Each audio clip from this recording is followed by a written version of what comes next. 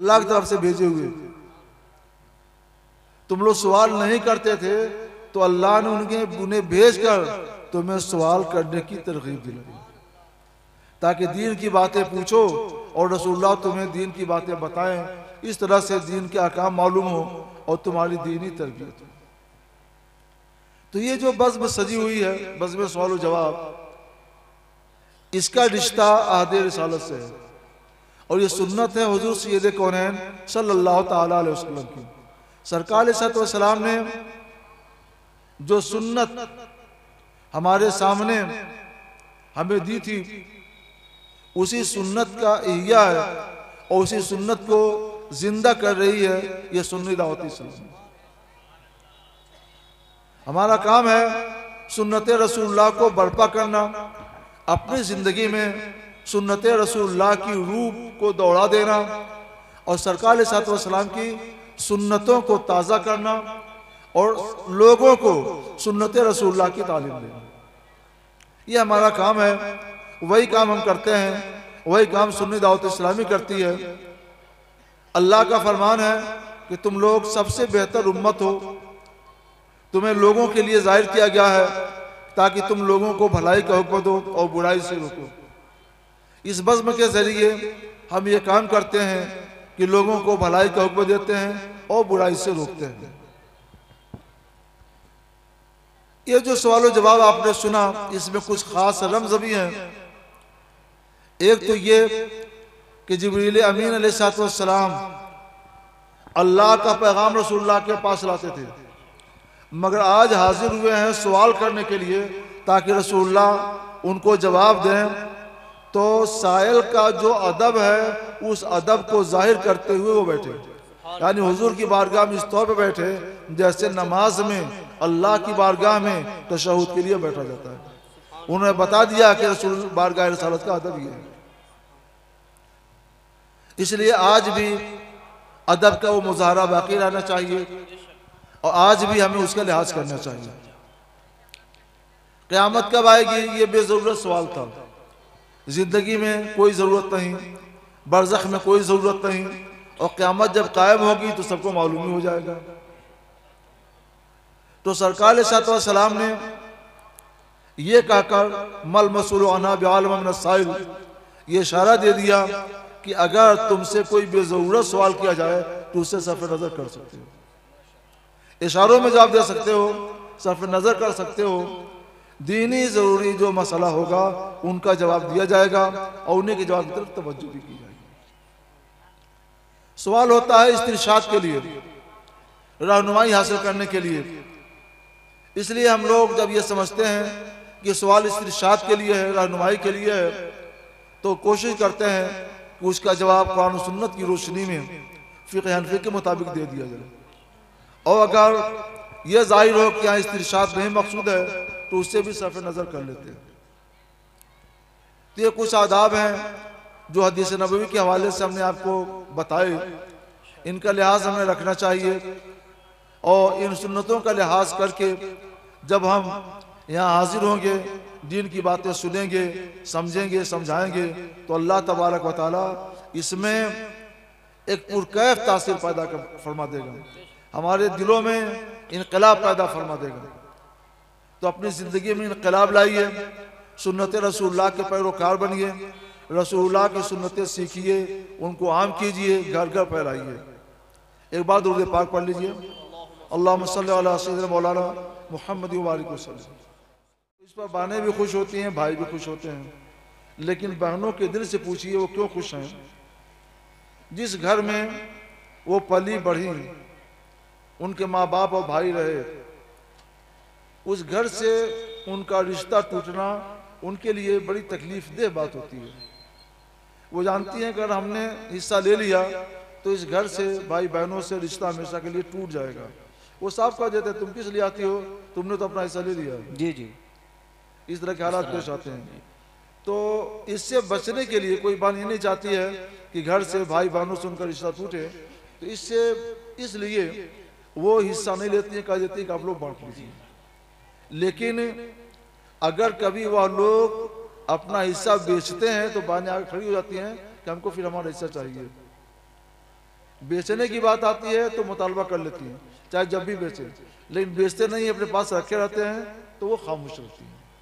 इसका मतलब ये हुआ कि बाने जो ये कहते हैं कि हमें नहीं चाहिए, आप लोग ले लीजिए, आपस में तकसीम कर लीजिए, ये हिबा नहीं है, बल्कि बाहमी इम्बिसात के तौर पर, दिल की खुशी के तौर पर अपने माल से इंतफा की, फ़ायदा उठाने की इजाज़त है। वो इजाज़त दे देती है कि मेरे माल से आप लोग फ़ायदा उठा सकते हैं, मगर इसको बेच नहीं सकते हैं।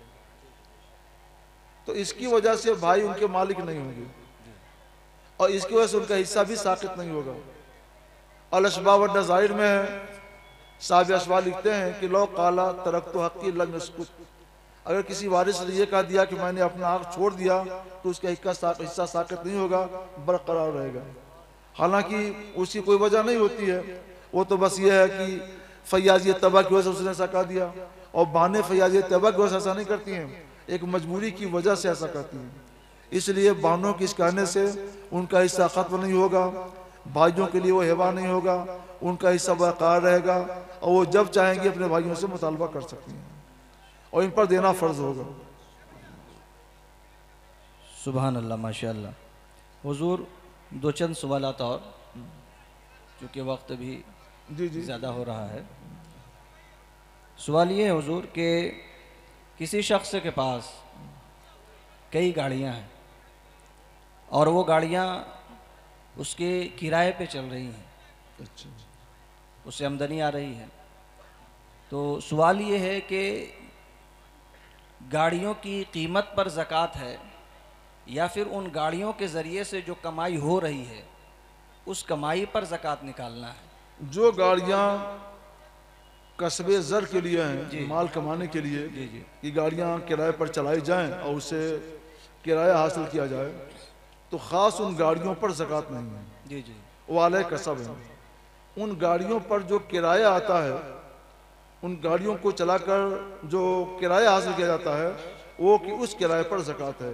वो निसाब को पहुंच जाएगा, साल ज़कात पूरा होगा उस पर, तो उसकी ज़कात फ़र्ज होगी। सुभान अल्लाह। यानी जो गाड़ियों पर किराए जो आ रहे हैं उस पर ज़कात, मुतलक गाड़ी नहीं। जी जी, जो कुछ किराए, तो दुकान वाली गाड़ी होती है, बेचने के लिए है, जी जी, तो पूरा शोरूम बना रखा है, सैकड़ों गाड़ियाँ उसमें रहती हैं, तो वो तो तिजारत के लिए, उन गाड़ियों पर ज़कात है। 10-20 गाड़ियाँ जो आपने बताई जी जी, कि इसको किराए पर चलाता है और किराया हासिल करता है, उन गाड़ियों को मैंने बयान किया कि इन गाड़ियों पर ज़कात नहीं है। इन गाड़ियों के ज़रिए जो आमदनी होती है, जो किराया आता है, उस किराए पर, उस आमदनी पर ज़कात है। जी जी जी, माशाअल्लाह। इसी तरह से मिलता जुलता सवाल कि कई मकान हैं या एक ही मकान है लेकिन उसके कई मंजिल हैं या कई कमरे हैं, तो कुछ हिस्से में वो रहता है जिसका मकान है और कुछ कमरों को वो किराए पे दे रखा है, किराए पे दे दिया है, तो उसकी आमदनी पर ज़कात है। हाँ, यही हुक्म इसका भी होगा। इसका भी यही हुक्म। ये मकान आले कसब हुआ, जी जी, और जितने भी आलात कसब है उनका हुक्म यही है कि उन आलात पर ज़कात नहीं है, उन आलात के ज़रिए जो माल कमाया जाएगा उस माल पर ज़कात है। तो जो किराया आएगा मकान का, उस किराए पर ज़कात है, मकान पर ज़कात नहीं है। सुभान अल्लाह। फिर कुछ लोग ऐसा भी मगर अपना हर मसले का फैसला खुद नहीं करना चाहिए। कुछ मकानात बिल्डर बनवाते हैं और उनका काम ये होता है कि बिल्डिंग बनाते हैं, बेचते हैं। तो अगर बिल्डर वाली बिल्डिंग है जहाँ बिल्डिंग ही बेची खरीदी जाती है, तो वहाँ बिल्डिंग पर भी साल बसाल ज़कात फ़र्ज होती रहेगी। तो सूरत थोड़ी भी बदलेगी, हुक्म बदल जाएगा। इसलिए जब भी इस तरह कोई मसला हो तो जितना बताया गया उतना ही समझें, या ज़रूरत हो तो मुफ्ती से रब्ता कायम कर लें। बेशक, सुभान अल्लाह, माशाअल्लाह। कुछ लोग हुजूर ऐसा करते हैं कि जब रमज़ान में ज़कात निकालना है, आमतौर पर लोगों का ख्याल है कि रमज़ान आएगा तो ज़कात निकालना है, बड़े मालदार हैं, ज़कात निकालेंगे तो काफ़ी पैसा भी निकल जाएगा ज़कात में, तो वो ऐसा करते हैं कि उन सारे पैसों को मिलाकर वो ज़मीन ख़रीद लेते हैं और उनका ऐसा ख्याल होता है कि अब हमारे पास पैसा है ही नहीं तो अब हम ज़कात कैसे निकालेंगे। उन्होंने ज़मीन ख़रीद ली है, अगर वो ज़मीन नहीं ख़रीदते तो उन पैसों में उनको ज़कात यानी वो साहिब निसाब हो गए थे कि ज़कात निकालना होता। तो अब ऐसी सूरत में यानी ऐसा करना उनका। ज़मीन किस लिए खरीदी है? ज़मीन खरीद इसलिए रहे हैं कि बेटी की शादी में काम आ जाए, या फिर जो है जब मुझे कोई ज़रूरत पेश आएगी तो हम उसको बेच देंगे, इस नियत से। जब ज़रूरत पेश आएगी हम इसको बेच देंगे, तो ये नियत होगी तो वो ज़मीन माल तिजारत हो जाएगी। बेटी की शादी में खर्च करेंगे, ज़ाहिर ज़मीन तो खर्च नहीं की जाएगी, उसको बेच करके इस्तेमाल करेंगे। तो इससे भी, और उस वक्त क्या होगा कि उस वक्त बेचेंगे तो मनफात मिलेगी, कुछ ज़्यादा नफ़ा मिल जाएगा। तो इस हैसियत से ये भी कसबे ज़र कसबे माल में ही आता है। तो मसला ये है कि अगर ज़मीन को माल तिजारत बना दिया जाए कि ज़मीन कोई बार तिजारत बना दे, ज़मीन से ही तिजारत करें, उसको बेचें ताकि उससे नफ़ा हासिल हो, तो वो माल तिजारत है ज़मीन। और इस सूरत में उस ज़मीन पर भी साल ब साल ज़कात फ़र्ज होती रहेगी, ख़रीद करके भी वो ज़कात से नहीं बचेगा। जी जी, सुभान अल्लाह, माशाअल्लाह। हुजूर, ये यहाँ हमारे यहाँ बिहार झारखंड वगैरह में बिस्सी चलती है, यानी बिस्सी बोलते हैं यहाँ की ज़बान में उसको कमेटी। अच्छा अच्छा, कमेटी बनाना या कमेटी चलाना। उसमें होता ये है कि चंद लोग पैसा जमा करते हैं, मान लीजिए 20 आदमी, ताकि 20 आदमी, जी हाँ 20 आदमी हैं, और वो ऐसा है कि हर महीने 5-5 हज़ार रुपया मिसाल के तौर पे जमा करना है, और कमेटी के पास वो पैसा इकट्ठा जमा हो गया, फिर 20-500 एक महीने में 1 लाख रुपया मिसाल के तौर। उस महीने के आखिर में यानी जब पैसा जमा हो जाएगा तो फिर चिट्ठी निकाली जाती है जितने लोग शामिल हैं, चिट्ठी निकाली जाती है। हाँ, नाम कुरानदाजी होती है। जिसका नाम निकलेगा उसको वो पैसा दे दिया जाता है, लेकिन पूरा नहीं दिया जाता। जैसे 1 लाख हुआ है तो 95,000 देंगे या 90,000 देंगे, और बाकी 5,000 या 10,000 जो बच रहा है तो ये जो कमेटी का ऑनर है वो खुद रख लेगा, यानी वो पैसा उसका हो जाएगा और बाकी पैसा उसको मिल जाएगा। ये 5,000 जमा किया मिसाल के तौर पर, लेकिन इसको 90,000 या 95,000 मिल गया, लेकिन इसको भरना है पूरा जितने महीने की शर्त लगी है। तो इस तरह से करना शरीयत की रूह से कैसा है, रहनुमाई फरमा दें। 90,000 रुपये जी, तो इसके जिम्मे कर्ज होंगे, बल्कि पूरे 1 लाख रुपए कर्ज में इसको दे दिए गए। कर्ज में मंजूर हुआ 1 लाख, क्योंकि चिट्ठी इसके नाम से निकली है, कुरानदाजी इसके नाम की हुई है, कुरान इसके नाम का निकला है, तो इसने कर्ज लिया 1 लाख रुपए। उस 1 लाख में से इसको दिया गया मसलन 90,000, 10,000 नहीं दिया गया। ये क्यों नहीं दिया गया? उसकी वजह साफ है कि 90,000 कर्ज देंगे और उस कर्ज पर हम 10,000 रुपये नफा लेंगे।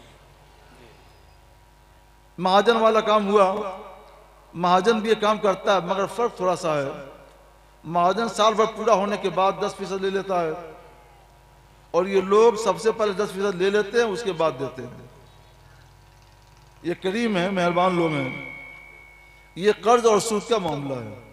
पूरा 1 लाख रुपया इसके नाम कर्ज लिखा गया, और उसमें से 10,000 रुपये इन लोगों ने कर्ज के सूद नफा के पाली लेकर के आपस में बांट लिए। जो नफा के लिए ले लिए 10,000 रुपये, ये वो नफा के हैं, वो सूद के हैं। तो वो आदमी कर्ज ले रहा है और सूद दे रहा है, ये लोग कर्ज दे रहे हैं और सूद ले रहे हैं। सूद देना भी हराम और गुनाह, और सूद लेना भी हराम और गुनाह। ये मामला मुकम्मल हराम और गुनाह है, इससे बचना फर्ज है। जो नहीं बचते हैं ऐसे लोगों का माल बर्बाद हो जाता है। शायद वायद ऐसे लोग होते हैं कि जो अल्लाह की तरफ से इब्तिला में या आजमाइश में रहते हैं और फिर उनका माल ख़त्म होता रहता है, लेकिन ज़्यादातर इसके ज़ाहिरी असबाब मौजूद होते हैं, मसलन सूद, और सूद की वजह से ये बेबरकती और महरूमी आती है। यह महकुल्लाहु रिबा, अल्लाह सूद को मिटाता है। वो काम मत करो जिससे आपका माल बर्बाद हो जाए, वो काम कीजिए जिससे आपका माल बढ़े। युर्बी सदक़ात, अल्लाह सदक़ात को पालता है, बढ़ाता है। सदका दीजिए फी सबीलिल्लाह ताकि आपका माल बढ़े। सूद मत लीजिए कि आपका माल तबाह होगा, बर्बाद होगा। ये 20 की जो सूरत बयान की गई है, ये सूद, कर्ज और सूद का मामला है। ये हराम है, गुनाह है, गुनाह कबीरा है। सुभान अल्लाह, माशाअल्लाह। हुजूर मुफ्ती साहब क़िबला से सवालात किए गए और अहम सवालात हुए। बहुत ही बेहतर अंदाज से हमने जवाब समाअत फरमाया।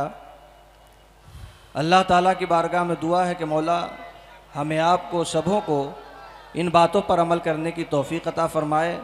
अब चूँकि हुज़ूर मुफ्ती साहब क़िबला की तबीयत भी कुछ नसाज़ी मालूम हो रही है और वक्त भी हो गया है, अल्लाह की बारगाह में दुआ करते हैं कि मौला करीम मुफ्ती साहब क़िबला और हुज़ूर खैरुल अज़किया साहब क़िबला की उम्र में इल्म में बेपनाह बरकतें अता फ़रमाए और हम इसी तरीक़े से इन हज़रात से इक्तिसाब इल्म करते रहें। जज़ाकल्लाह हुज़ूर। अल्लाह ताला ये बज़्म कबूल फरमाए। आप लोगों ने जो कुछ सुना उसको सही समझें और उसके मुताबिक ज़िंदगी गुजारें। और मैं